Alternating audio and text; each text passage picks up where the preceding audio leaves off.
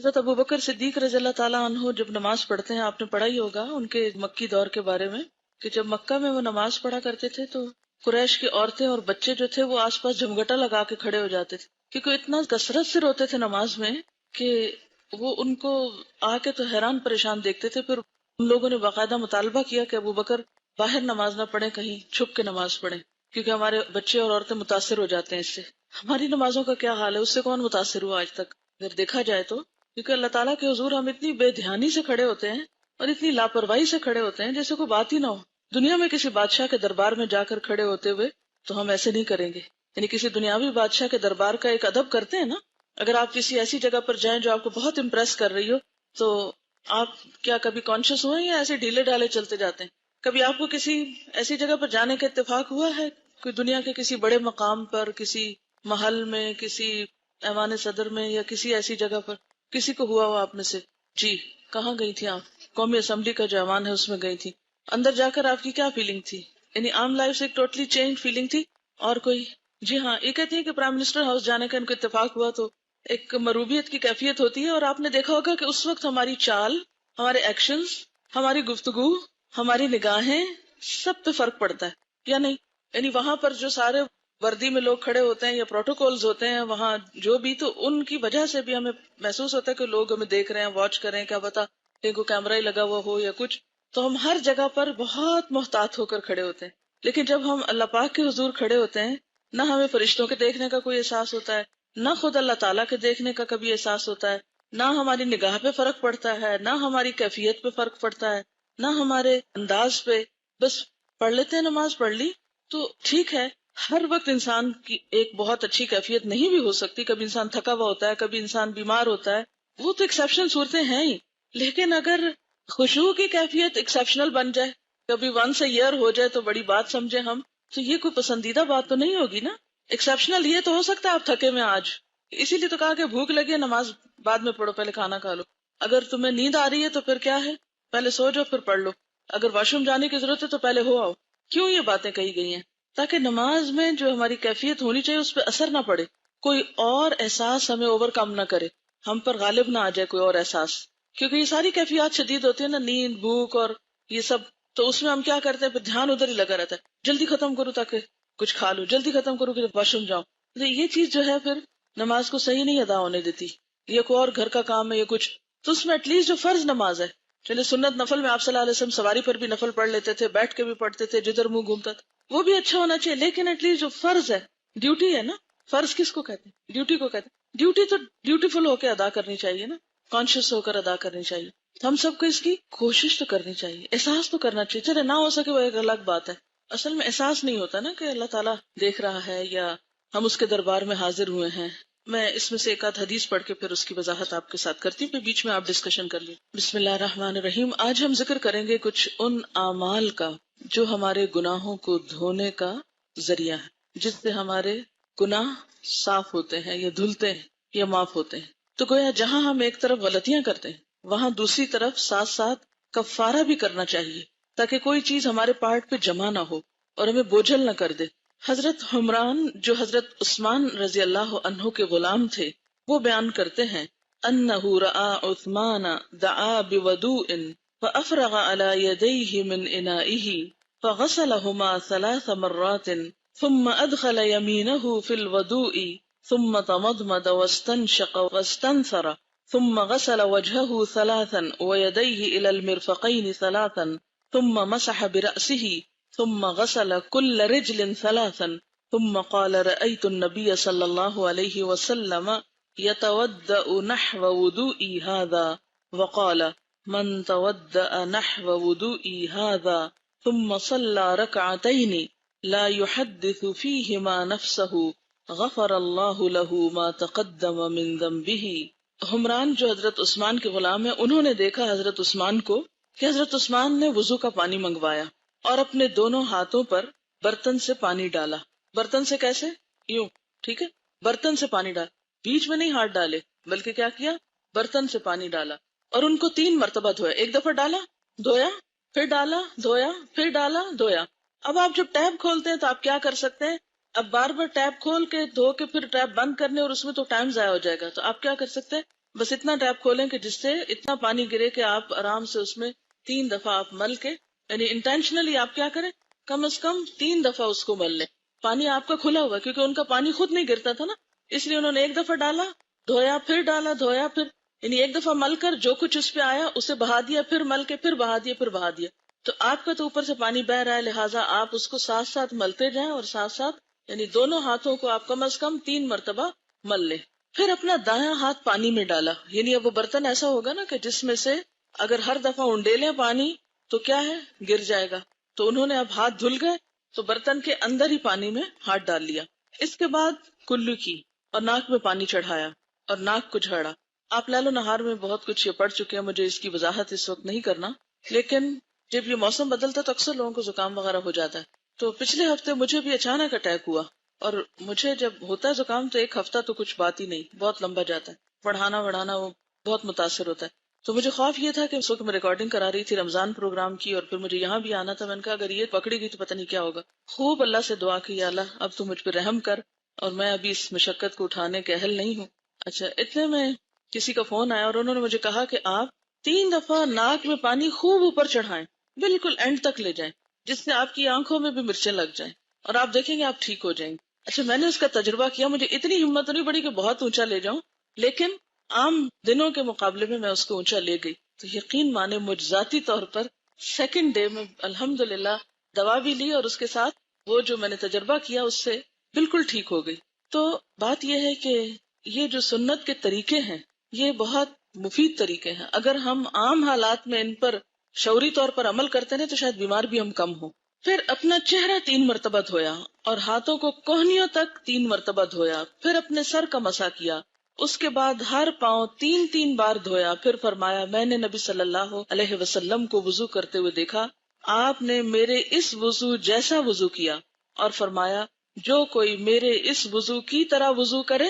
اب شرط آپ دیکھیے کیا ہے، جو کوئی میرے اس وضو کی طرح وضو کرے، یعنی اچھی طرح ہاتھ دھوئے اور ناک میں پانی چڑھائے اور صاف کرے اور سب کچھ.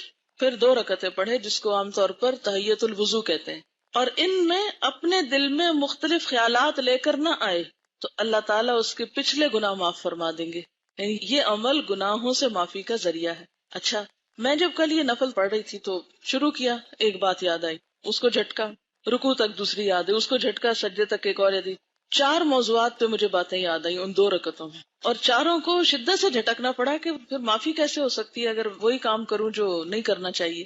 بظاہر دیکھنے میں یہ 2 رکعتیں، لیکن یہ 2 رکعتیں ایسی نہیں ہیں کہ آپ جٹ پٹ بس ایسے ہی وضو کریں جیسے تیسے آیا، کونیاں خشک ہیں، ٹخنے خشک ہیں، اور بس ایسے ہی پانی ڈال لیا منہ پہ، اور پھر نماز میں بھی خیالات اور باتیں کر کے تو کہا نماز پڑھ لی.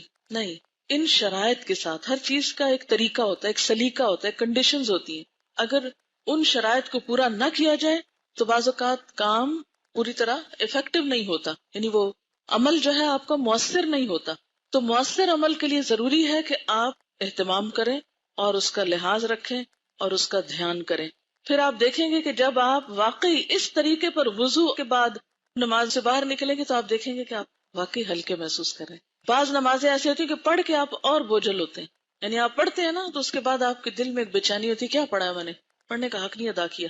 تو اگر آپ صرف ایک دن محاسبہ کریں نماز میں کہ کتنی باتیں سوچی ہیں، یہ کانشیسلی میں کر رہی تھی کہ کچھ نہیں سوچنا، ایک بات یاد آ گئی اس کو ہٹایا، پھر ایک یاد آ گئی تو میں نے کہا کہ 2 رکعتوں میں 4 باتیں تو میں نے یاد کی ہیں. اس کو آپ ٹوٹلی تو نہیں روک سکتے، لیکن بات یہ ہے کہ اگر خیال آیا تو اس کی کہانی نہ بنائیں، آگے اس کو ادھر ہی نکال دیں.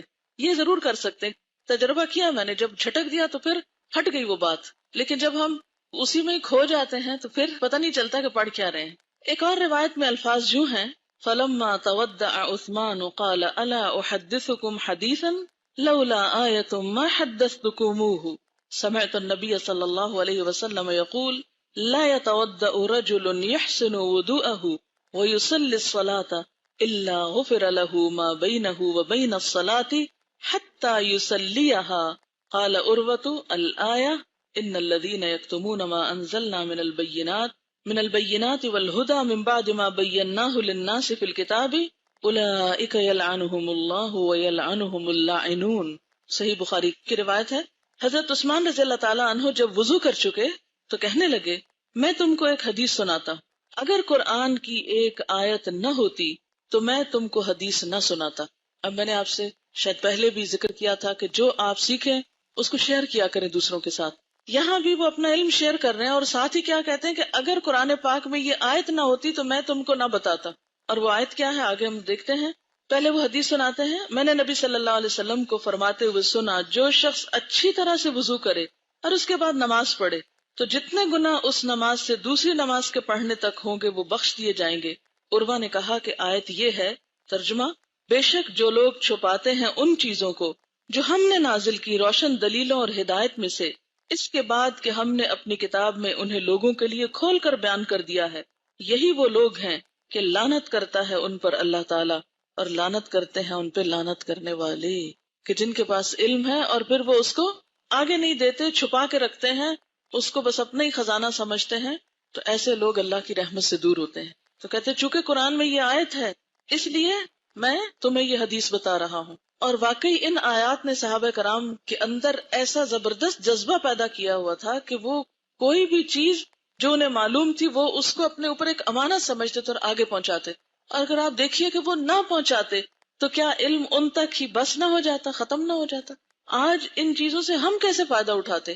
اور اگر آج ہم اپنے پارٹ پر ان کو آگے نہیں پہنچاتے تو دوسرے لوگوں تک کیسے بات پہنچے گی؟ انہیں کیسے پتا چلے گا؟ وہ کیسے فائدہ اٹھائیں گے؟ ان کی آخرت کیسے سنورے گی اگر ہم ان باتوں کو آگے نہیں کنوے کریں گے؟ لہذا آسان طریقے سے کسی کتاب کی شکل میں، کسی کیسٹ کی شکل میں خود بول کر کچھ بھی، کوئی بھی طریقہ ہو کہ جس کے ذریعے آپ علم کو آگے سے آگے پہنچائیں، تو یہ سب کام اللہ کی رحمت کو پانے کا ذریعہ ہے. بہرحال خلاصہ یہ ہے کہ ہر نماز اگر صحیح طریقے پر ادا کی جائے، یاد رکھیے شرط ہے اس میں، صرف نماز پڑھنا ہی نہیں، اگر نماز صحیح طریقے پر ادا کی جائے صحیح وضو کے ساتھ تو وہ نماز کفارہ بن جاتی ہے ان غلطیوں کا جو پچھلی نماز کے بعد سے اب تک کی گئی تھی.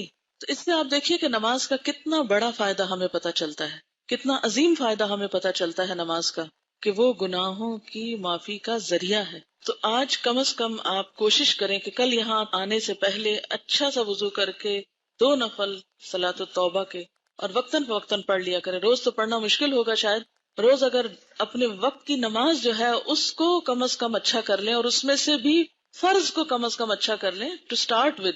کیونکہ ایک دفعہ فرض ٹھیک ہو گئے نا تو انشاءاللہ آگے بھی آپ دیکھیں گے پھر مزہ ہی نہیں آتا دوسری طرح نماز پڑھنے کا. تو اس پہ انشاءاللہ العزیز وہ جو دلوں کے بوجھ ہیں وہ ہٹیں گے اور کچھ بیلنس ہو جائے گا معاملہ، کہ جو غلطیاں کر رہے ہیں اس کا ساتھ ساتھ کچھ صفائی ستھرائی ہو جائے.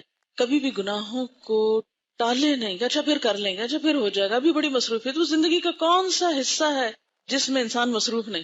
ہر حصے کی الگ مصروفیات ہیں. تو پھر اس کے ساتھ ساتھ ہی ہم کو عبادات کرنی ہے، ٹھیک ہے. اور خصوصاً یعنی عام دنوں میں تو اگر آپ اپنے فرائض وغیرہ اچھے سے ادا کرتے ہیں، لیکن جب کبھی کوئی خاص غلطی ہو جائے جس سے آپ پریشان ہو اٹھیں تو پھر اس وقت حل کیا ہے؟ اچھا سا وضو کر کے اچھی سی 2 رکعت نماز. ٹھیک ہے. دل کی حالتیں بدلتی ہیں اور دس از ویری نیچرل، لیکن ریشو یہ نہیں ہونا چاہیے کہ اکثر نمازیں خراب اور کوئی ایک سیدھی.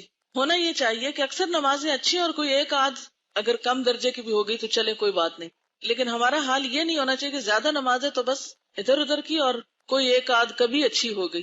دیکھیں تحیت الوضو تو ہوگا ہی اس وقت جب آپ وضو کریں گے، اور وضو عام طور پر آپ نمازوں سے پہلے ہی کرتے ہیں. تو جو اوقات ہیں ممنوع جس میں نفل نماز پڑھے جائیں وہ فجر کی نماز کے بعد اور عصر کی نماز کے بعد، تو اس میں نہیں پڑھے. فجر سے پہلے نہیں، فجر کے بعد اور عصر کے بعد. آگے چلتے ہیں. حضرت ابو ہریرہ رضی اللہ تعالی عنہ بیان کرتے ہیں کہ ایک مرتبہ رسول اللہ صلی اللہ علیہ وسلم نے صحابہ کرام کو مخاطب کرتے ہوئے فرمایا: الا ادلکم الا ما يمحو اللہ بہ الخطایا ويرفع بہ الدرجات؟ قالوا بلى یا رسول اللہ. قال اسباغ الوضوء على المكاره وكثرة الخطى الى المساجد وانتظار الصلاة بعد الصلاة فذلكم الرباط. صحیح مسلم کی روایت ہے.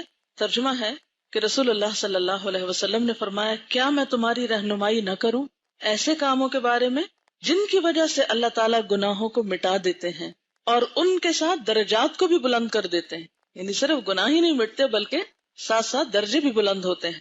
لوگوں نے کہا: کیوں نہیں یا رسول اللہ صلی اللہ علیہ وسلم، بتائیے.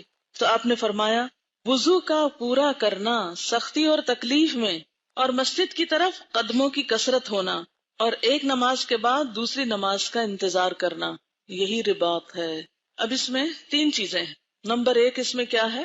وضو کا پورا کرنا سختی اور تکلیف میں۔ سختی سے کیا مراد ہے؟ جیسے سردی، ایسی بیماری جس میں انسان تھوڑا سست ہو جاتا ہے، تھکاوٹ، آپ نے دیکھو کہ تھکاوٹ کے بعد تو انسان اور چست ہو جاتا ہے وضو کر کے، اور سفر جب پانی کم ہوتا ہے، بڑھاپا کہ انسان جب جوان ہوتا ہے تو کام آسان ہوتے ہیں، پھر آہستہ آہستہ مشکل ہوتی چلی جاتی ہے، تو بھی انسان ایسی چیزوں کی اگر پابندی کرتا ہے تو وہ اس کے لیے گناہوں کا کفارہ ہے۔ اب دیکھیے کہ وضو ویسے بھی میل کچیل دور کرتا ہے نا انسان کے جسم کی، تو نہ صرف یہ ہے کہ جسمانی میل کچیل دور کرتا ہے، بلکہ اس کے ایک ایک قطرے کے ساتھ گناہ بھی جھڑ رہے ہوتے ہیں مختلف اعضاء کے۔ ہاتھوں کو دھونے سے ہاتھوں کے، چہرے کو دھونے سے چہرے کے، کلی کرنے سے زبان کے، پاؤں کو دھونے سے پاؤں کے۔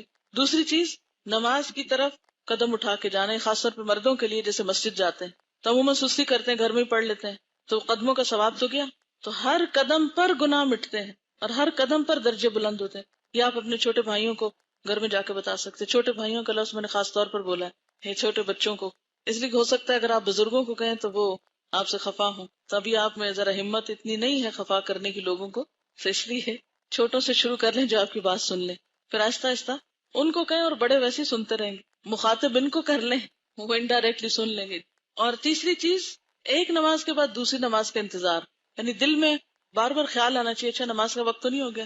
ایک ہوتا ہے انسان اتنا غافل، پرواہ ہی نہ ہو کہ نماز کا وقت کب ہوگا اور کب نہیں، اور ایک یہ کہ دنیا کا کام کرتے ہوئے بھی دھیان کدھر ہو، کہیں نماز نہ چلی جائے، کہیں نماز لیٹ نہ ہو جائے، یہ جو فکر ہوتی ہے نا، یہ بھی اسی میں شامل ہو جاتی ہے۔ تو یہ رباط ہے۔ رباط کیا ہوتا ہے؟ سرحدوں کی حفاظت کے لیے جب راتوں کو جاگتے ہیں مجاہد تو ان کے لیے بے پناہ اجر ہے۔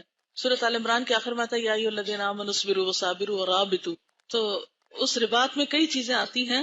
بنیادی معنی تو اس کا سرحدوں کی حفاظت ہے، اسلحہ باندھ کے اور تیاری کے ساتھ، لیکن یہ کام بھی کچھ کم نہیں ہے، ایک نماز کے بعد دوسری نماز کا انتظار۔ اور خواتین کے لیے خاص طور پر ظاہر ہے کہ وہ اور تو کوئی ایسا کام نہیں کر سکتی، تو وہ کم از کم ایک نماز کے بعد دوسری نماز کا انتظار تو کر سکتے، اور یہ گناہوں کی معافی کا ذریعہ ہے۔ یعنی یہ جو آپ کا خیال رہے گا نا کہ نماز پڑھنی ہے، یہ نماز کی یاد آتے رہنا۔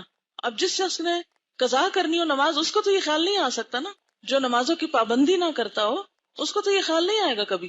مسلم کی ایک اور حدیث ہے جس میں حضرت عمرو بن ابسہ کے اسلام لانے کا واقعہ بیان ہوا ہے۔ اس کے آخر میں عمرو بن ابسہ نبی صلی اللہ علیہ وسلم سے یہ الفاظ نقل کرتے ہیں، میں نے عرض کیا اللہ کے رسول صلی اللہ علیہ وسلم مجھے وضو کے بارے میں کچھ فرمائیے، تو آپ نے فرمایا جب تم میں سے کوئی اللہ کا بندہ وضو کا پانی لے کر کلی کرتا ہے اور ناک میں پانی ڈالتا ہے اور ناک کو جھاڑتا ہے تو اس کے چہرے، منہ اور نتنوں کے سب گناہ جھڑ جاتے ہیں۔ پھر جب وہ منہ دھوتا ہے جیسے اللہ نے اسے حکم دیا ہے تو اس کے چہرے کے گناہ رخساروں کے کناروں کے راستے جھڑ جاتے ہیں۔ پھر جب وہ اپنے ہاتھ کوہنیوں تک دھوتا ہے تو گناہ اس کے ہاتھوں کی انگلیوں کی پوروں کے راستے پانی کے ساتھ ہی جھڑ جاتے ہیں۔ پھر وہ اپنے سر کا مسح کرتا ہے تو سر کے گناہ بالوں کی نوکوں کے راستے پانی کے ساتھ گر جاتے ہیں۔ پھر وہ اپنے دونوں پاؤں ٹخنوں تک دھوتا ہے تو دونوں پاؤں کے گناہ انگلیوں کے پوروں سے پانی کے ساتھ گر جاتے ہیں۔ پھر اگر وہ کھڑا ہوا اور اس نے نماز پڑھی اور اللہ کی تعریف کی اور خوبیاں بیان کی اور بڑائی بیان کی جیسا کہ اس کی شان کے لائق ہے، اور اپنے دل کو خاص اللہ ہی کے لیے خالی رکھا۔ ہر ایک میں شرط کیا ہے؟ وہی جو ہم پوری نہیں کر پاتے۔ جب اتنی حدیث ہم پڑھتے نا، اچھا ایک نماز کے بعد دوسری نماز گناہوں کی معافی کے ذریعے سے، ہم کہتے ہیں ہم تو معاف ہو گئے، ہمارا تو صاف ہو گیا سب، لیکن جو شرط ہے وہ ہم کتنی پوری کرتے ہیں؟ دیکھیے نا، اس شرط کو پورا کرنا بھی ضروری ہے کہ دل کو اللہ کے لیے خالی کر لیا۔ اس کی پریکٹس کی مزید ضرورت ہوگی ہم سب کو۔ اسی کے لیے فرمایا قد افلح المؤمنون الذین هم فی صلاتهم خاشعون، یقیناً فلاح پا گئے وہ مومن جو اپنی نمازوں میں خشوع اختیار کرتے ہیں۔ تو خشوع میں سب سے پہلی بات یہ ہے کہ دل اللہ کے لیے خالص ہو، اور پھر یہ کہ اللہ کی تعریف اور خوبیاں بیان ہو۔ یہ جو ہم پڑھتے ہیں نا سبحانک اللہم وبحمدک وتبارک اسمک وتعالی جدک ولا الہ غیرک، رکتے ہیں کبھی اس پہ؟ سچ بولیے، رکتے ہیں اس پہ؟ کیسے پڑھتے ہیں اس کو؟ پڑھیے ذرا دل میں۔ نہیں، میں نے ایسے نہیں کہا اونچا نہیں پڑھنے کو، جیسے نماز میں پڑھتے ہیں ذرا اس وقت ویسے ہی بے شک ہاتھ باندھ لیں اور ذرا دیکھیں اللہ کی تعریف کی اور خوبیاں بیان کی اور بڑائی بیان کی جیسا کہ اس کی شان کے لائق ہے۔ ایسے ہی کرتے ہیں؟ کتنے دن ہو گئے ہیں کہ سبحانک اللہ کے ترجمے پہ ایک دفعہ غور نہیں کیا؟ سچ بتائیے، نہیں کرتے نا؟ اول سے آخر پڑھ جاتے ہیں، وہ جو بچپن کا رٹا لگایا ہوا ہے، ایک دفعہ گاڑی چلتی ہے تو رکتی اسی وقت ہے جب سلام ہو جاتا ہے۔ رکتے نہیں ہیں، سوچتے نہیں ہیں۔ کب کہتے ہیں سوچ کے سبحانک اللہم وبحمدک وتبارک اسمک وتعالی جدک؟ ولا الہ غیرک، رکتے مانا جانتے ہیں، غور نہیں کرتے کیا پڑھ رہے ہیں. تو فرمایا کہ جب کوئی شخص اچھا سا وضو کر کے خوب اللہ کی تعریف بیان کرتا ہے تو بے شک وہ اپنے گناہوں سے یوں صاف ہو گیا جیسے اس کی ماں نے آج ہی اسے جنا. لیکن ایسی نماز پڑھ کے تو دکھائے نا. جب یہ حدیث عمرو بن ابسہ نے ابو امامہ سے بیان کی جو کہ صحابی رسول تھے، تو ابو امامہ نے کہا اے عمرو بن ابسہ، دیکھو تم کیا کہتے ہو، کہیں ایک جگہ میں آدمی کو اتنا ثواب مل سکتا ہے؟ تو عمرو بن ابسہ فرمانے لگے اے ابو امامہ، میں بوڑھا ہو گیا ہوں، میری ہڈیاں کمزور ہو گئی، میری موت قریب پہنچ گئی، پھر مجھے کیا ضرورت ہے کہ اللہ پر اور اس کے رسول پر جھوٹ بولوں؟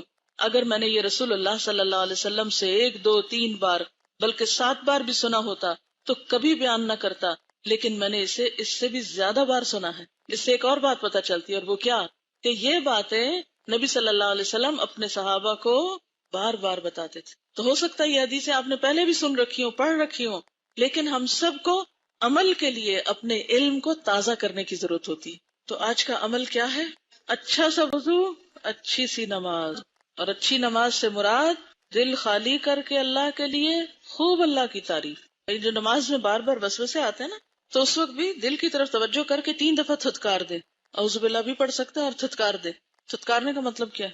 تھوکے پھینکنا نہیں، بلکہ منہ سے جیسے تھو تھو تھو کرتے ہیں. کسی لکھا ہم اکثر نماز میں روتے ہیں. جب سے میں یہاں آئی ہوں تو بہت چینج ہو گئی ہوں. جب میں سورۃ فاتحہ پڑھتی ہوں تو خاص طور پر ایک رونے کی کیفیت ہوتی ہے دعا میں، اور دعا میں بھی. لیکن لوگ، حتیٰ کہ میرے والدین بھی کہتے ہیں کہ اپنی کسی غرض سے رو رہی ہے، یہ اپنی کوئی دعا مانگ رہی ہے وغیرہ. اس لیے اب میں تنہائی میں یا کمرے کا دروازہ بند کر کے پڑھتی ہوں اور باقی دنیا سے ہٹ جاتی ہوں. خواتین کی نماز جتنی زیادہ اندر ہو اتنی اچھی ہے. میں نماز کو اونچی آواز میں پڑھتی ہوں، لوگ مجھے اس پہ ڈانٹتے ہیں کس طرح نماز پڑھنے کی ضرورت نہیں، دل میں پڑھنی چاہیے. لیکن نماز کو اونچی آواز میں نہ پڑھوں تو میں اس کو خشوع و خضوع کے ساتھ نہیں پڑھ سکتی. تو میں کیا کروں؟ اس میں آپ دیکھیں کہ آپ صلی اللہ علیہ وسلم ایک دفعہ جا رہے تھے تو حضرت عمر کو دیکھا کہ وہ زور زور سے نماز پڑھ رہے تھے اور حضرت ابوبکر بالکل خاموش ہو کے پڑھ رہے تھے. تو آپ نے کیا فرمایا تھا کہ عمر تم تھوڑا کم کر لو اور ابوبکر تم تھوڑا اونچا کر لو. تو اگر اتنی صرف ہو کہ آپ کے اپنے کان سن رہے ہیں پھر تو ٹھیک ہے، اور اگر اتنی ہو کہ پورا گھر سن رہا ہے تو وہ ٹھیک نہیں ہے. تو حضرت عمر نے بھی یہ کہا تھا کہ میں شیطان کو بھگا رہا ہوں اس کے ذریعے، یعنی زور زور سے پڑھ کے. تو بالکل خاموشی سے نماز نہیں پڑھنی چاہیے. تھوڑا سا زیر لب اگر آپ بول کے پڑھیں گے تو اس سے انشاءاللہ زیادہ فائدہ ہوگا. نماز میں خشوع کے لیے 2 چیزیں مجھے اچھی لگتی ہیں. مثلا نماز سے پہلے کوئی نیکی کا کام کر لیں، مثلا صدقہ یا سلام یا مسکرا کر کسی سے بات یا تکلیف دہ چیز ہٹانا. اور دوسرے کہ نماز کا وقت مقرر کر لیں. میں نے 2 رکعت نماز 5 منٹ میں پڑھنی ہے یا 4 رکعت 8 منٹ میں پڑھنی ہے، کیونکہ نمازوں میں خشوع آنے کی ایک وجہ وقت کی قلت کا احساس رہتا ہے کہ ٹائم ختم ہو گیا یا میں نے ابھی فلاں اور فلاں کام کرنا، لہٰذا جلدی جلدی نماز پڑھوں. جی ہاں، یہ مناسب ہے کہ مثلا آپ کو اگر معلوم ہے کہ آپ 10 منٹ نماز کے لیے دے سکتے ہیں آرام سے، تو اس میں پھر آپ پریشان نہیں ہوں گے. نماز کے دوران بھی آپ کو یہ ہوگا کہ اتنا ٹائم ہے میرے پاس، یعنی اپنے آپ کو ایک سپیس دے کے پھر نماز شروع کریں. ہمارے علاقے میں جو مسجد ہے وہاں سنت کے مطابق نماز نہیں پڑھی جاتی اور علاقہ اتنی دور ہے کہ کوئی اور مسجد پاس نہیں. تو ایسی صورت میں کیا کرنا چاہیے؟ ایسی صورت میں وہاں جا کر نماز پڑھے. نماز تو اپنی پڑھنی ہے ایک طرح سے، امام کے پیچھے چاہے کھڑے ہوں لیکن اپنی نماز پڑھ رہا ہوتا ہے. اس لیے مسجد کے ساتھ جڑ کے رہنا زیادہ بہتر ہے. آپ کا آنا جانا وہاں لگا رہے گا تو آپ ان کو بھی کوئی اچھی بات بتائیں گے. اگر آپ کٹ جائیں گے اور چھوڑ دیں گے اور جائیں گے ہی نہیں تو وہ اپنے غلط کام کرتے رہیں گے اور آپ اپنے اجر سے محروم رہیں گے. یعنی امام جو کچھ بھی کرتا ہے لیکن اس کی نماز کا اثر نمازیوں پہ نہیں پڑتا، کیونکہ نمازیوں کی اپنی نماز ہوتی ہے. امام تو صرف لوگوں کو جمع کرنے کے لیے ہوتا ہے، باقی ہر شخص کی اپنی نماز ہے. وہ نہیں سنت کے مطابق پڑھتے، آپ سنت کے مطابق پڑھ لیں لیکن مسجد نہ چھوڑیں. یہ لکھتی ہے میں کل کی کلاس کے بعد اپنی کنڈیشن شیئر کرنا چاہوں گی کہ پہلے ایک بوجھ اور عجیب سی بوریت رہتی، چھوٹی چھوٹی باتیں اور خواہشیں جنہوں نے میری زندگی پر اس قدر سایہ کیا ہوا تھا کہ گویا بہت زیادہ دکھی اور پریشان میں ہی ہوں. لیکن کل کی کلاس اور ساتھ قرآن کی تلاوت نے مجھے شدت سے اس کا احساس دلایا. کیا میری زندگی کی بے چینی اور پریشانی یہ نہیں ہونی چاہیے کہ میرا رب مجھ سے کتنا راضی ہے اور کیا میں نے اس کے بندی ہونے کا حق ادا کیا ہے؟ بہت سے سوال اٹھنے پر میں نے اپنا راستہ خود اپنے لیے ہموار کیا ہے اور اب میرا دل اتنا مطمئن ہے کہ پہلے کبھی نہ تھا. میں نے شعوری طور پر اللہ کے قرب کی کوشش شروع کی ہے. وہ تبھی ہوگا جب میں اللہ سے محبت کروں گی، کیونکہ اللہ کی محبت تو اس سے محبت کیے بغیر نہیں ملتی. لکھا ہے کہ I felt very high about myself and it seems that the list of the sins I have committed is endless. I wonder will I be forgiven. بالکل یہ نسخہ اسی لیے تو آج آپ کو بتایا ہے تاکہ کل کا جو آپ کے اوپر ایک احساس ہے اب اس سے باہر بھی تو آنا نا. اس کو طاری اس طرح نہیں کرنا ہم نے کہ ہم اس کی وجہ سے مایوس ہوں. وہ احساس اس لیے کہ ہم اپنے گناہوں کو دیکھ کر پھر شعوری توبہ کی طرف آئیں. عام طور پر ایسا ہوتا ہے جب ہمیں یہ احساس نہیں ہوتا نا کہ ہم نے غلط کیا ہے تو پھر ہماری عبادات میں خوبصورتی بھی نہیں پیدا ہوتی. وہ دونوں چیزیں بے روح ہو جاتی ہے. ایک طرف غفلت کیا ہے؟ غلطی کا احساس نہیں. اور دوسری طرف غفلت کیا ہے؟ نمازوں میں خوبصورتی یا عبادت میں خوبصورتی کا خیال نہیں. ہم سمجھتے ہیں ہم اتنا کچھ تو کر ہی رہے ہیں، نمازیں پڑھ ہی تو رہے ہیں، پھر اور کیا کرنا ہے ہمیں. تو نہیں، اگر غلطی کا احساس ہوگا تو ساتھ ہی ہمیں پھر اس کو دھونے کا بھی اسی درجے کا احساس ہو جائے گا. اور اللہ تعالیٰ کی رحمت تو ہر چیز پہ چھائی ہوئی ہے. کل کا لیکچر اس لیے نہیں تھا کہ آپ لوگوں کو مایوسی میں مبتلا کیا جائے، وہ صرف اس لیے تھا کہ ہم اپنی غلطیاں دیکھنے کے قابل ہو جائیں، تاکہ نیکی کے وہ کام جن کو کرنے کا ہمیں کوئی خاص شوق نہیں ہے، جن کی طرف ہم شعوری طور پہ توجہ نہیں دے رہے، وہ توجہ ہماری اس طرف ہو جائے. یعنی اگر گناہوں کا احساس نہ ہو تو نماز میں خشوع نہیں ہو سکتا. کس لیے بولا لائیں گے آپ نماز میں خشوع؟ تو اب یہ دونوں چیزیں ایک دوسرے سے ریلیٹ کر گئی ہیں نا. ایک طرف احساس ہے کہ مجھے معافی چاہیے، میں غلط کرتی ہوں، اور دوسری طرف ایک طریقہ مل گیا. تو اب انشاءاللہ اس سے زیادہ فائدہ ہوگا. کل جب یہ آیت آپ نے بار بار سنوائی، الذین یوفون بعہد اللہ ولا ینقضون المیثاق، تو میں سوچ رہی تھی کہ کون کون سے عہد ہیں جو ابھی تک میں نے پورے نہیں کیے تاکہ میں انہیں جلد پورا کر لوں. اسی دوران یاد آیا کہ الہدا میں داخلے کے دوران بھی میں نے ایک عہد کیا تھا جسے میں نے کافی حد تک پورا کرنے کی کوشش کی. امانت بھی جو پوری نہ کر پاتی، اگلے دن گروپ انچارج کو بتاتی، لیکن پھر بھی عہد کا حق ادا نہ کر سکی. اسی طرح پورے قرآن کی رائٹنگ کا جو کام دیا گیا وہ بھی نہ کیا. پلیز آپ مجھے اس عہد میں جو کمی ہوئی، جن امانتوں کو پورا نہ کر سکی، اس پر معاف کر دیں، ورنہ مجھے ڈر لگتا ہے کہ کل آپ میری تھوڑی بہت نیکیوں میں سے بھی لے جائیں گی. کیونکہ آج تو آپس میں محبت ہے، لیکن کل سب کو اپنی فکر ہوگی. مجھے جواب ضرور دیجیے گا تاکہ میرے دل کو اطمینان ہو جائے. بات یہ ہے کہ وہ آپ نے میرے ساتھ نہیں عہد کیا تھا، وہ آپ نے اپنے رب کے ساتھ عہد کیا تھا. ایک طرح سے اس پر آپ اللہ تعالیٰ ہی سے معافی مانگے. لیکن ایک بات یہ ہے کہ ایسے جتنے بھی عہد ڈالے جاتے ہیں، یہ جتنی بھی امانت آپ کے لیے کہی جاتی ہے، وہ آپ ہی کے فائدے کے لیے. آپ دیکھیے، اگر آپ کو قرآن کا ترجمہ یاد نہیں تو آپ کو پتا آپ کتنے خسارے میں. کبھی آپ نے اس کا احساس کیا؟ ہمیں معلوم ہے کہ آپ سمجھتے یہ شاید ہمارا کوئی رول ہے یا قانون ہے جو آپ کے اوپر امپوز کیا جا رہا ہے اور آپ مصیبت میں پھنس چکے ہیں یہاں آ کر، اور یہ ایک بوجھ ڈال دیا امانتوں کا. یہ بات نہیں ہے. بات یہ ہے کہ قرآن کا ترجمہ پڑھ کے بھی کچا رہ جائے تو میں سمجھتی ہوں اس سے بڑا نقصان آپ نے کوئی نہیں کیا اپنا. اس تعلیم کے بعد سب سے زیادہ جو چیز آپ کی ٹپس پہ ہونی چاہیے وہ قرآن کا ترجمہ ہے. کیوں؟ آپ پھر نماز میں پڑھیں، آپ کسی کی تلاوت سنیں، آپ حرم پاک میں جائیں، آپ کوئی بھی چیز کریں تو کلیئر یعنی اتنا واضح ٹرانسپیرنٹ ہو کے سب کچھ سامنے آنا چاہیے کہ کوئی جھول نہ ہو آپ کے اندر. بے حد ضروری. اگر آپ پوچھیں نا کہ اس پورے کورس کا اہم ترین کام کیا ہے، اہم ترین کام جو علمی اعتبار سے کرنے کا، تو میں آپ سے ایک ہی لفظ میں کہوں گی، ترجمہ قرآن. جس کو وہ آ گیا وہ کسی چیز میں پیچھے نہیں رہ سکتا. اس کی تجوید بھی ٹھیک ہو جائے گی، اس کی گرامر بھی ٹھیک ہو جائے گی، اس کی تفسیر بھی ٹھیک ہو جائے گی، اور اس کے اندر ایک خشوع کی کیفیت بھی آئے گی. کیونکہ جب ترجمہ نہیں آتا تو ایک گلٹ آتی ہے اندر، ہے پتہ نہیں اس آیت کا مطلب کیا، پتہ نہیں میں نے صحیح سمجھا بھی کہ نہیں. لیکن اگر ترجمہ آپ کو ٹھیک نہیں آتا اور آپ تلاوت سن رہے ہیں اور آیت کچھ کہہ رہی ہے اور آپ کچھ سے کچھ بنا کے پتہ نہیں کہاں پہنچ گئے، تو وہ آپ کا خشوع کیا بنے گا، اس کا کیا نقشہ بنے گا. تو اس لیے میں تو آپ کو نہ دیکھتی ہوں اور نہ کچھ کہوں گی، لیکن یہ آپ ہی کے فائدے میں آپ کو یہ ذمہ داری دی گئی تھی اور دی گئی ہے کہ آپ اس کو اچھی طرح سے پورا کریں. یہ زندگی میں سال پھر نہیں آئے گا. آپ چاہے ٹیچر بن جائیں، چاہے آپ مبلغ بن جائیں، کچھ بن جائیں، لیکن یہ جو وقت اس وقت آپ کے پاس بحیثیت ایک طالب علم کے اس قرآن کو یاد کرنے کا ہے کہ آپ کو پڑھایا جاتا ہے، پھر آپ یاد کرتے، پھر سنا جاتا ہے، پھر ٹیسٹ ہوتا ہے، تو یہ گولڈن چانس ہے آپ کے پاس ترجمے کو یاد کرنے کا. 10 پاروں کے بعد پہلے اورل ٹیسٹ ہوتا تھا. گروپ میں ایک دن لے لیں، 5 پاروں کے بعد اورل ٹیسٹ سادے قرآن پاک سے. اور تفسیر ہو رہی ہو نا اور دیکھیں کوئی لڑکی تھک گئی، تفسیر بند کرائی اور کہا آپ ذرا کھڑی ہو کے ساتھ کا ترجمہ کریں. کہیں سے بھی پیچھے سے اٹھوا کے نہیں بلوایا اور سب کے سامنے کروائیں. دیکھیے پھر یہ کیسی سیدھی ہوتی ہے. انسانوں کے ڈر سے سیدھا کر لیں گی کہ ہے میری بےزتی ہو جائے گی، میں دوسروں کے سامنے ترجمہ غلط کروں گی. اس لیے آپ دیکھیے کہ اگر آپ کو ترجمہ صحیح آتا ہوگا نا، کوئی شخص کہیں مس کوٹ کرے گا آیت، آپ اس کو پکڑ لیں گے آپ کیا کہہ رہے ہیں. پچھلے ہفتے لاہور میں ایک بچی سے ملاقات ہوئی، بیچاری تھوڑی سی ذہنی مریض بھی تھی، لیکن مجھ سے کہنے لگی کہ میں نے جب سے 17واں پارہ پڑھا ہے تو میرے دل کی حالت بدل گئی. میں نے کہا کیا حالت ہے؟ تو وہ جو بیچاری بتا رہی تھی، اللہ تعالیٰ اس پر رحم کرے اور اس کو عافیت دے اور ایمان کی سلامتی رہے. تو کہنے لگی کہ یہ جو آتا ہے نا، اللہ یستفی من الملائکۃ رسلا ومن الناس، کہ اللہ چن لیتا ہے فرشتوں میں سے رسول اور انسانوں میں سے. تو کہتی ہیں یہاں لفظ الناس استعمال ہوا ہے نا، تو اس میں عورتیں بھی آتی ہیں نا، اور مجھے ایسے لگتا ہے کہ مجھے بھی اللہ نے چن لیا ہے. تو میں نے کہا وہ تو ٹھیک ہے چن لیا، لیکن رسولن سے اس کا کیا تعلق ہے؟ رسالت تو ختم ہو گئی، نبوت ختم ہو گئی ہے. تو میں نے کہا کہاں سے پڑھا آپ نے، آپ کو کیسے معلوم ہوا کہ آپ کو چن لے؟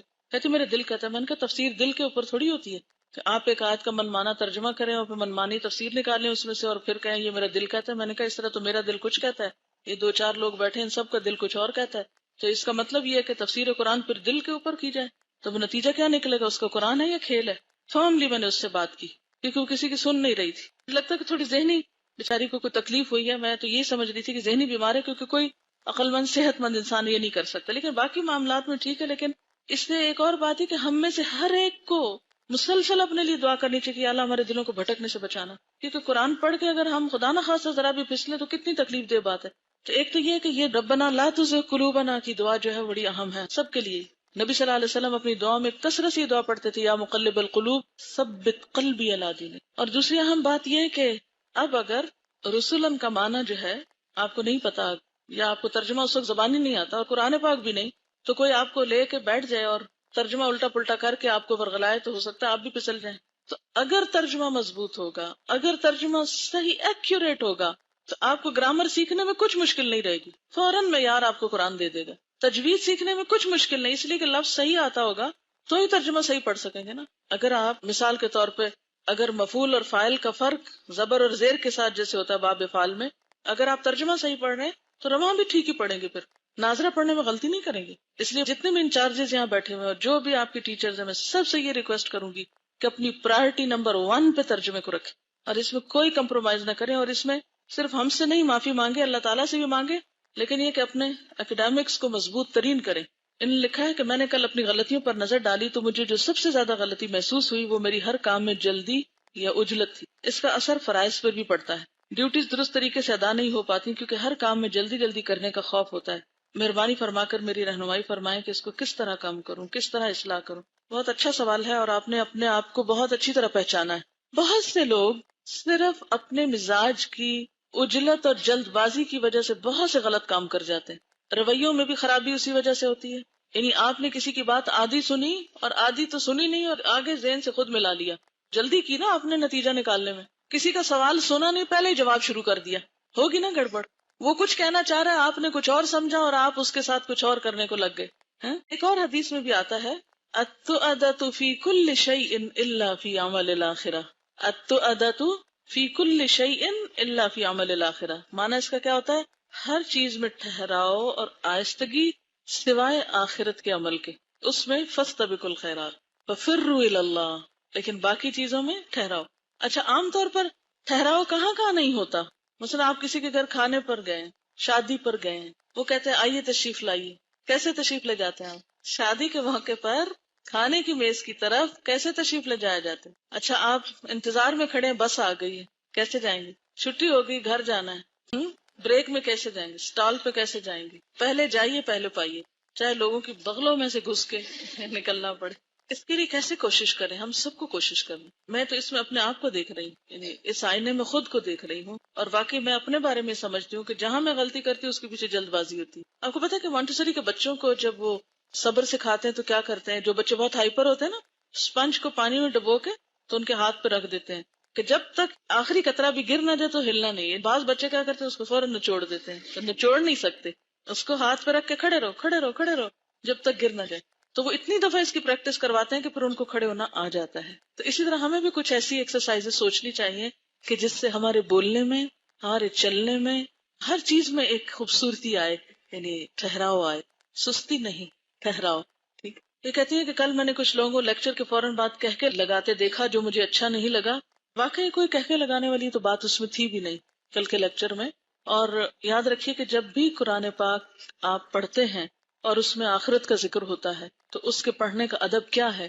نبی صلی اللہ علیہ وسلم کیا کیا کرتے تھے؟ کوئی بتائے گا؟ قرآن پڑھنے کے آداب آپ کو سنوائے گئے ہوں گے، پڑھے ہوں گے آپ نے۔ آپ کیا کرتے تھے جب آخرت کی آیتیں پڑھتے تھے؟ آپ جہنم سے پناہ مانگتے تھے، اور ایک اور جگہ پر آتا ہے کہ ایسے موقع پر رونے کے لیے کہا گیا، اگر رونا نہ آئے تو یعنی کہ رونے کی کوشش کرنی چاہیے۔ تو کہنے کی تو کوئی بات ہی نہیں، یعنی تو بالکل نادانی والی بات ہے، نہ سمجھی والی بات ہے کہ ایسے مواقع پر کوئی شخص ہنسے تو آپ یہی کہیں گے کہ دیوانہ ہے، کیونکہ ہنسنے کا ایک موقع ہوتا ہے نا۔ آپ سب قرآن پاک پڑھتے ہیں، تفسیر پڑھتے ہیں، جس دن تفسیر میں ایسی آیات ہوں تو کلاس کے بعد بھی کچھ دیر اپنے اوپر اس کیفیت کو جذب ہونے دیا کرے، اندر جانے دیا کرے۔ تاکہ اندر جا کے ذرا کچھ صفائی ہو جائے ٹیڑھے پن کی، اسی وقت اتار کے نہیں پھینک دیا۔ گناہوں کا احساس انسان کو متحرک کرتا ہے اور نئے نئے طریقے سوچنے پہ مجبور کرتا ہے، جیسے صحابہ کرام میں سے وہ صحابہ جو جتنا محسوس کرتے وہ اتنے عمل میں آگے بڑھ جاتے، حتیٰ کہ اس راہ میں اپنی جان بھی دے دیتے۔ جی ہاں، دیکھیں کہ گلٹ کا رہنا ناپسندیدہ ہے، اس احساس کا آنا اور اس کا اصلاح میں بدل جانا پسندیدہ ہے۔ اسلام ہمیں گلٹ سے ہی تو نکالنا چاہتا ہے، یعنی توبہ کیوں رکھی گئی؟ گلٹ سے نکالنا چاہتا ہے اسلام۔ اللہ تعالیٰ ہمیں بوجھ سے آزاد کرنا چاہتا ہے کہ یہ بوجھ لے کے مت پھرو اپنے اوپر، یہ تمہاری صحت کے لیے اچھا نہیں، ٹھیک ہے نا؟ اور یہ جتنا بھی احساس دلایا گیا وہ گلٹ ڈیولپ کرنے کے لیے نہیں تھا، وہ اس گلٹ سے باہر نکلنے کے لیے۔ انہوں نے بہت جینوئن مسئلہ لکھا ہے کہ یہ کہتی ہیں کہ پیریڈ سے پہلے میرا جسم ایسے ہو جاتا ہے کہ بالکل اٹھا نہیں جاتا اور نماز پڑھنے کو جی بھی نہیں چاہتا، اکثر اس طرح نماز چلی جاتی ہے۔ نماز جانی تو نہیں چاہیے، میں سمجھتی ہوں کہ اس وقت خاتون کے اوپر ایک کیفیت مختلف ہوتی ہے، بہت بوجھل ہوتا ہے سب کچھ، اور کچھ لوگوں کے اوپر زیادہ اس کے اثرات ہوتے ہیں، لیکن اس کے لیے آپ اپنے گھر میں اپنی بہن کو، امی کو، یا ہاسٹل میں ہے تو دوست کو یا کسی کو ہیلپ کے لیے بلا لیں کہ آؤ میری مدد کرو۔ جیسے ابھی ہم نے حدیث پڑھی نا کہ سختی میں وضو کیا، تو یہ بھی اسی میں آ جاتا ہے، تو اس کا اجر بھی اتنا ہی زیادہ ہوگا پھر۔ لیکن نماز جانے نہیں دینی، کیونکہ نماز کا پڑھنا گناہوں کی معافی کا ذریعہ اور نماز کا چھوڑنا کبائر میں سے ہے۔ چلیے، ایکچولی اس کتاب میں ہے تو ابھی بہت کچھ، لیکن میں جان بوجھ کے آگے نہیں بتا رہی، کیوں بلا؟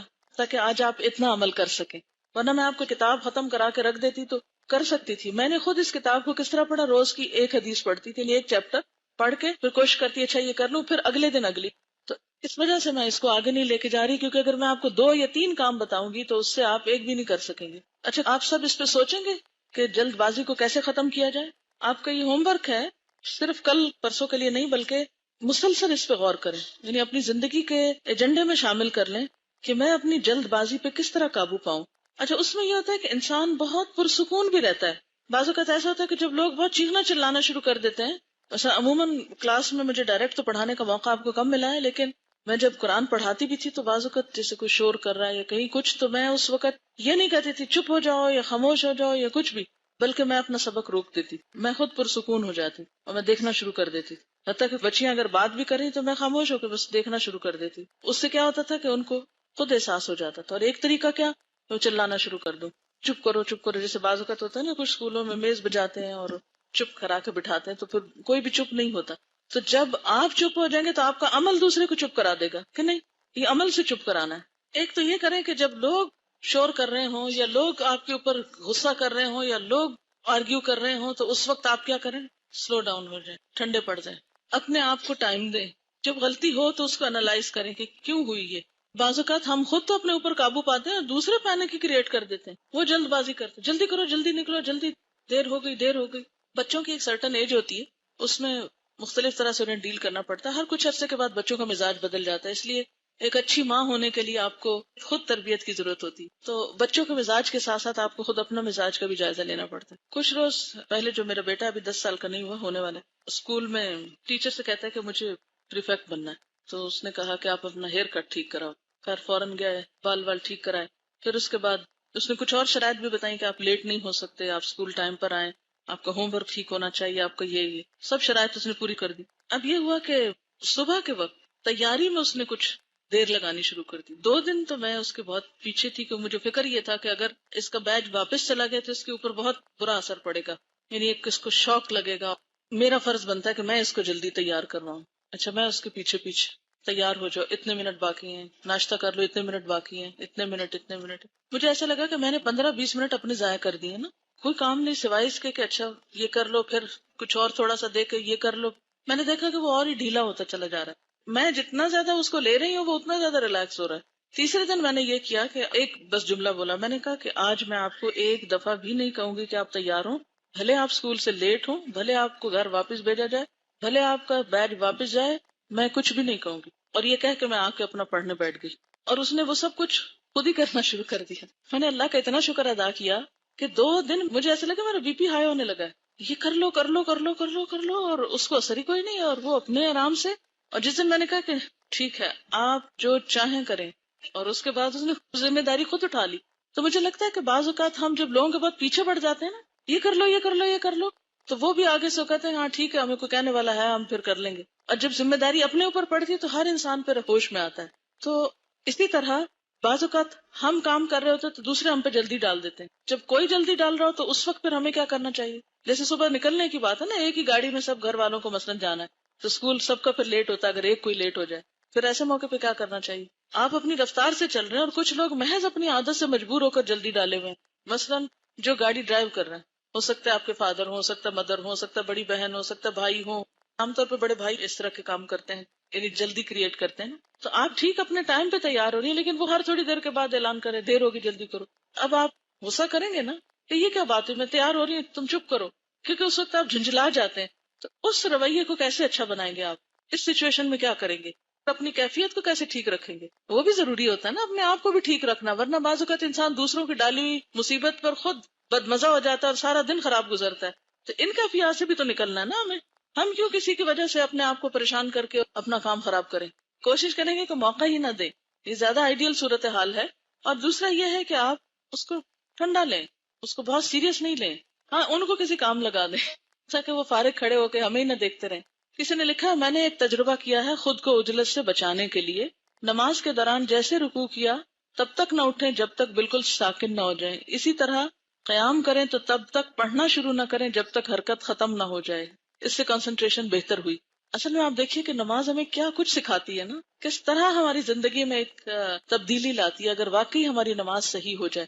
اسی لیے اس کو دین کا ستون کہا گیا کہ باقی دین اسی کے اوپر ڈپینڈ کرتا ہے، اس پہ بیس کرتا ہے. اگر یہ پلر صحیح ہو گیا تو جو چیزیں اس پر ڈپینڈ کرتی ہیں وہ سب بھی صحیح ہو جائیں گی. جب ہم نماز پڑھتے ہیں تو کیا قرآن کو اس وقت بھی تجوید سے پڑھا جائے گا؟ تو یہ سیکھ کس لیے رہے ہیں؟ یہ لوگوں کو سنانے کے لیے تجوید سیکھ رہے ہیں؟ اصل میں تجوید سے پڑھنا کیا ہے؟ ٹھہر کر پڑھنا، ٹھہر ٹھہر کر پڑھیں، اور ٹھہر کر پڑھنے سے معنی زیادہ سمجھ آئے گا اور خشوع آ ہی جائے گا. ایک مزے کی حدیث سناتی ہوں جو میرے سامنے آئی ہے. حضرت نعمان بن بشیر بیان کرتے ہیں کہ حضرت ابو بکر نے رسول خدا صلی اللہ علیہ وسلم سے اندر آنے کی اجازت مانگی، گھر آنے کی. پھر انہوں نے اپنی بیٹی حضرت عائشہ کو بلند آواز سے بولتے سنا. چنانچہ جب وہ اندر داخل ہوئے تو انہوں نے حضرت عائشہ کو پکڑا تاکہ انہیں تمانچہ مارے، اور فرمایا کہ میں تمہیں دیکھ رہا ہوں کہ تم رسول اللہ صلی اللہ علیہ وسلم پر آواز بلند کرتی نہیں، اونچا بول رہی ہو. اس پر رسول خدا صلی اللہ علیہ وسلم حضرت ابوبکر کو روکنے لگے تاکہ حضرت عائشہ کو ان کی مار سے بچا لیں. حضرت ابوبکر کو ان پہ بہت غصہ آیا ہوا تو غصے کی حالت میں باہر نکل گئے. جب حضرت ابوبکر باہر چلے گئے تو رسول خدا صلی اللہ علیہ وسلم نے حضرت عائشہ سے فرمایا، دیکھا میں نے تمہیں کیسے اس مر سے بچایا. پھر کچھ روز گزر گئے تو حضرت ابوبکر دوبارہ آئے اور انہوں نے پھر اندر آنے کی اجازت چاہی. اندر آ کر دیکھا تو دونوں کی صلح تھی. حضرت ابوبکر نے ان سے کہا، آپ دونوں مجھے اپنی صلح میں شریک کر لیجئے جیسے آپ دونوں نے مجھے اپنی لڑائی میں شریک کیا تھا. اس پر رسول خدا صلی اللہ علیہ وسلم نے فرمایا، ہم نے شریک کر لیا، ہم نے شریک کر لی.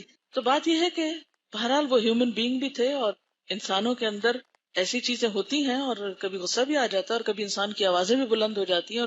لیکن یہ نہیں کہ ان چیزوں کو پھر انسان لے کر بیٹھ جائے. یہ چیزیں آنی اور جانی چاہیے. یعنی یہ ہو نہیں سکتا کہ کیفیات آپ پر نہ آئے. جیسے کل بھی ذکر کیا تھا نا، یہ ممکن نہیں کہ ہم سے غلطی نہ ہو، یہ ممکن نہیں کہ ہم سے جلد بازی نہ ہو، یہ ممکن نہیں کہ ہم سے گناہ نہ ہو. لیکن غلطی کرنے کے بعد فوراً ہمارا رویہ اصلاح کی طرف ہونا چاہیے. مجھے اپنے اندر صبر کی کمی لگی، لیکن جب میں نے رسول اللہ صلی اللہ علیہ وسلم کی حدیث سنی کہ جو صبر کرنا چاہتا ہے اللہ اسے صبر دے دیتا ہے، تو میں نے نماز کے بعد صحیح طرح سے رو رو کر اللہ سے یہ دعا کی اور الحمدللہ اس کے بعد مجھے فائدہ ہوا. سبحانک اللہم و بحمدک نشہد ان لا الہ الا انت نستغفرک و نتوب الیک. السلام علیکم ورحمۃ اللہ وبرکاتہ.